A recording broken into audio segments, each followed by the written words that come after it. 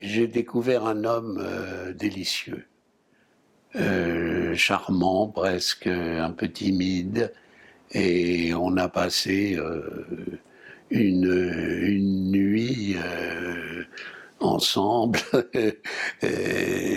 C'était très très sympathique. C'était un homme très simple, très et avec qui on avait envie d'être très simple aussi, et c'était très très agréable. Quant à Jean-Paul, je le connaissais un peu, et puis alors après, ben, on s'est retrouvés, j'ai été son pensionnaire pendant 3 ans aux Variétés quand il en était directeur. Bien sûr. Et là, ben, ce dont je me souviens, c'est qu'il y avait une scène, un plan où j'arrivais, je jouais le commissaire de police du quartier, on venait de découvrir ce meurtre de cette femme qui s'était jetée du haut de sa tour. Et donc Jean-Paul avait, je l'ai su après, avait tourné la veille ou 2 jours avant la scène où il court sur le métro aérien. Et bon, on tourne cette scène entre commissaire de police, inspecteur, et on se serrait la main. Avant qu'on répète, un assistant m'a dit il faut que je vous prévienne, on oublie la poignée de main parce que elle est coupée, il n'y aura pas de poignée de main. Je dis bon, pourquoi? Non, non, il me dit ça n'a aucun rapport avec les personnages ni avec ce que vous faites, c'est parce que il a eu un petit accident hier, il est tombé sur le toit du métro et il s'est luxé le poignet, enfin je sais pas quoi, donc il faut absolument pas qu'il se serve de cette main, même pour un simulacre de poignée de main. Donc on ne s'est pas serré la main. Voilà.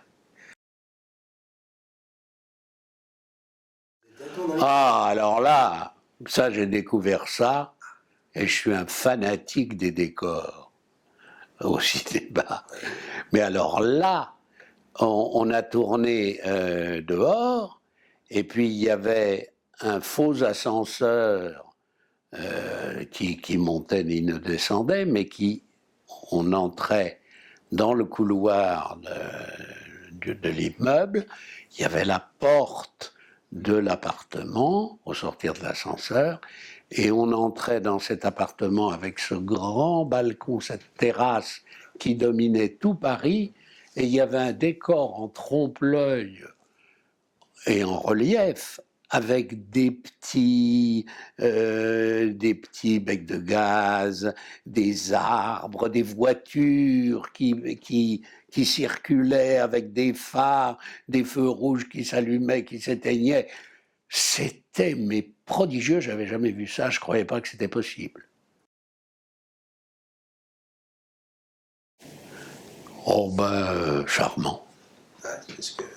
Et il m'a dit à bientôt, mais il n'y a pas eu de bientôt, mais c'était un homme charmant lui aussi. Très poli, très aimable, pas du tout. Enfin, il devait avoir des moments d'énervement ou de colère comme tout le monde, mais là, il était vraiment exquis. Et il avait, alors ça c'est la première fois, c'est la seule fois que j'ai vu ça, il avait un fauteuil de metteur en scène, évidemment, pliant, mais qui était, il avait des longs pieds, et il survolait quand il était assis dedans, il était vraiment le roi. Mais c'est comme tout à l'heure, vous parliez d'Horry, c'était des réalisateurs qui adoraient les comédiens, ça se voit tout de suite. De toute façon. Ah ouais, je crois. Je crois.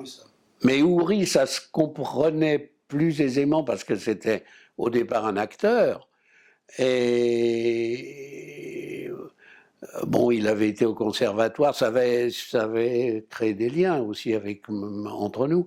Mais Verneuil, je ne sais pas d'où ça venait, mais il était aussi effectivement prenait le temps d'expliquer ce qu'il voulait clairement et ça s'est très bien passé. Enfin, j'en ai gardé un bon souvenir. Non, non, non, j'ai rien à dire.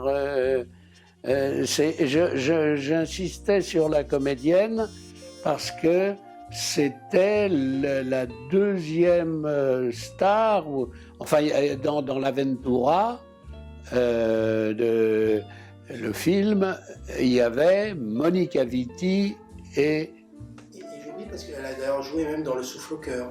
Mais oui, mais oui. Je perds les noms. Eh ben voilà, nous sommes. Ça me retire mes complexes.